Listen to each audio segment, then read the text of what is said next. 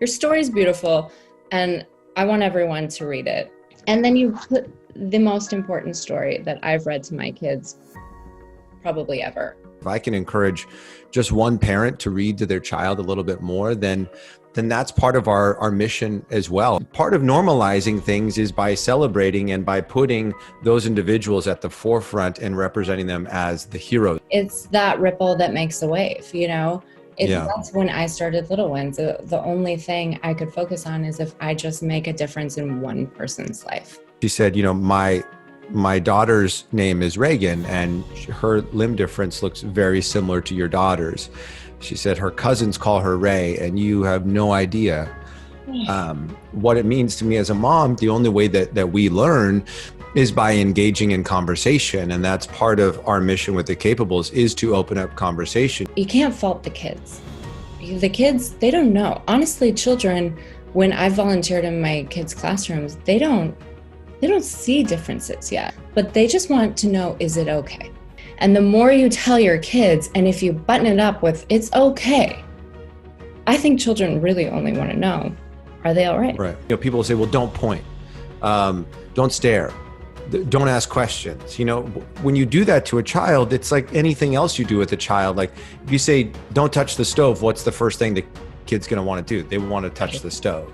You flip the script and you say, let's have a conversation about it. We're still not always going to get it, quote unquote, right. But the only way that we continue to move the ball forward and the conversations continue to be positive. We need to work together a lot. Yeah, I agree, 100%. We're all just at the end of the day trying to get through our day. It's surreal every single day. I didn't know what I was doing. I just knew that I had to help. I was so obsessed with just the idea of trying to find a way, knowing that it's so difficult for people to get these things that they absolute bare necessities. Not only is it working now, but people need this and they know. So it's my job to always make sure they get what they need. And it's about finding community and to connecting with individuals who have gone through or are going through or about to go through a similar experience. Mommy, Daddy, I don't want to do this. What have we always said? Ray thought to herself confidently, I am smart, I am strong, I am capable, I am a warrior. But as she looked around the bustling classroom, her heart began to race. I am different. Yes, and what else? Some people will look at me differently, and that's okay. We're all different, and it's our individual differences and experiences that make our world super.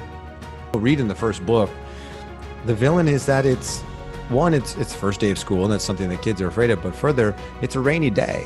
She's faced with this conflict of, do I use my superpower, which I've never revealed to anyone before, the thing they've never seen that's different about me, or do I keep it to myself and we have recess inside? Thank you for this gift to my children's life and many, and best of luck with your launch/release. Thank you, and good night. Hi. Later. I don't know how you wrap up a podcast. I love the podcast where it's awkward like this, and then all of a sudden they're just like, bye.